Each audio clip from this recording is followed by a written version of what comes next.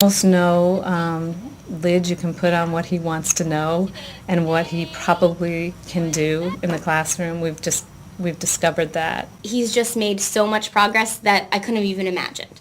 He's just blossoming. He had acquired so many kindergarten skills and so many academic readiness skills that he was ready to go to first grade, and that was so wonderful to say that and to have it be true, because all along I thought, oh, we could go either way, but then I had a more definite feeling, no, he does not need to go to kindergarten anymore, he needs to go to first grade. People tend to underestimate these kids. They tend to assume that they don't have strengths. There's just going to be weaknesses across the board. And because he has those strengths, you've got to figure out ways to get them out. If you get them out, he'll do everything you ask him to do. I think Phil was right when he said I think we all underestimated him. He just needed to be given the opportunity, and he took it and he ran with it.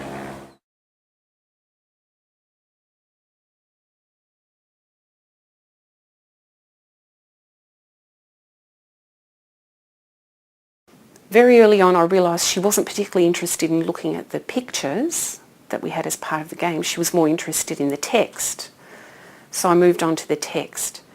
And once you've learnt several hundred words, sight words or whatever, you think, well, what are we going to do now? And you realise you've got to put it in context. One of the behaviours that she had was throwing dishes full of dinner at dinner time at us. We treated it just as a behavioural issue and would say to her, no, you don't do that, that's naughty, go to your room. And that clearly wasn't working. And so we'd sent her to her room, and I was talking to my husband and talking to my son and saying, look, I just don't know what to do with her. What can we do about this? This is so frustrating. And I suggested that we feed her at her little table on her own, away from us at a separate time. And my son said to me, Mum, you can't do that. She's part of our family. How will she ever learn to eat dinner as part of a family if she doesn't sit with us? And I thought, yes, he's absolutely right. And then it dawned on me that she was probably doing this because she couldn't say to us, I've finished eating, and she couldn't get down from the table by herself. She needed help getting off the chair.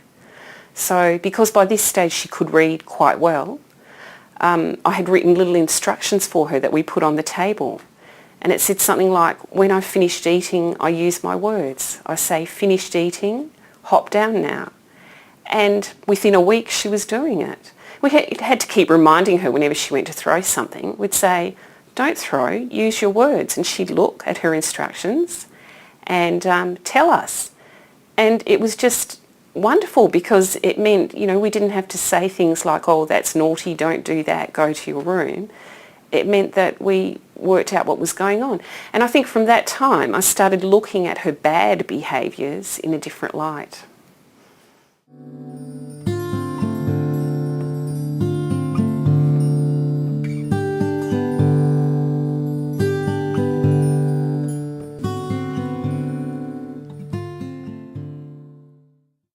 At the beginning, when Isabel was born, Isabel was Down syndrome. Down syndrome was the big thing, and after maybe a year or 2 years down the line, maybe a year down the line, we began to be conscious of something had changed. It was now Isabel who had Down syndrome, not Down syndrome which was part of Isabel. And now the Down syndrome element is further fading. Isabel is 90% Isabel.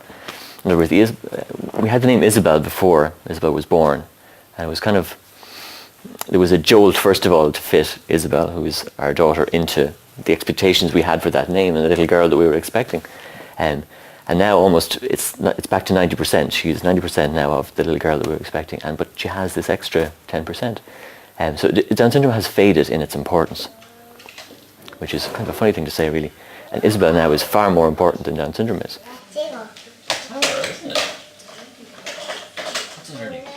The world needs to discover every child.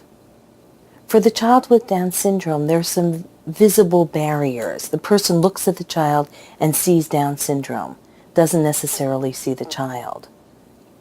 And every child is so different, and there's so many strengths and skills and insights and beauty that we can learn from each child. And we want the world to learn that too. We want the world to see beyond the disability and to see the child's abilities and the child's gifts. And that's something that we usually find out as the child reveals themselves through their communications. Only the child can know his inner thoughts. And language and speech are the way we can get those inner thoughts out. One thing that Robert and I have always done with our girls is take them everywhere. We've exposed them to the world and exposed the world to them. I think that putting your children in a school with typically developing kids is not only beneficial to the child with any special need, it's also beneficial to those other children in that classroom so that they can learn acceptance and tolerance and not be judgmental. And at the same time, I think the parents of the typically developing children learn from their children, and perhaps they become a little bit more open, and maybe if they're not, then their children can convince them to be.